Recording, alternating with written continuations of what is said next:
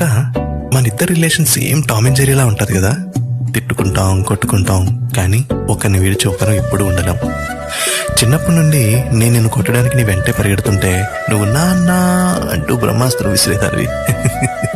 ఒకవేళ నిజంగా తప్పు నీ వైపు ఉన్నా నాన్నకి ఎప్పుడు నేనే విలన్లా కనిపించేవాడిని. అదృష్టం అంటే నీదే మరి.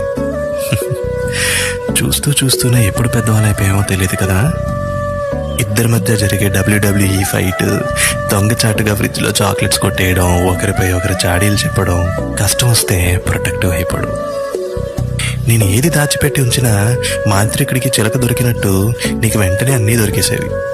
యాక్చువల్లీ ఈరోజుకి నిజం ఏంటంటే నువ్వు అమ్మకి చెత్తకుండీలోనే దొరికావు. కాలింది కదా.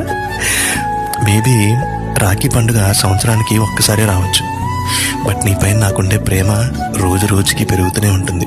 ఓయ్ హలో, ఇలా అన్నా అని చెప్పి ప్రతిరోజు గిఫ్ట్లు ఎవరమ్మా, అర్థమైందా? నీ పెళ్ళి అయిపోయిందని నన్ను మర్చిపోతావేమో, గుర్తుపెట్టుకో.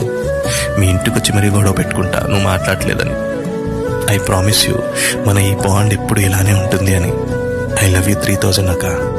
ఐ థింక్ ఎంతో అందమైన చురుకైన రిలేషన్షిప్ ఏదైనా ఉంది అంటే అది అన్నా చెల్లి, అక్క, తమ్ముడు అని చెప్పొచ్చు. సో మీకు మీ సిబ్లింగ్స్కి మధ్యలో జరిగిన ఫన్నీ ఇన్సిడెంట్స్ ఏమైనా ఉంటే కామెంట్ సెక్షన్లో నాకు చెప్పేయండి. Until then, this is Shashi Kadiri signing of.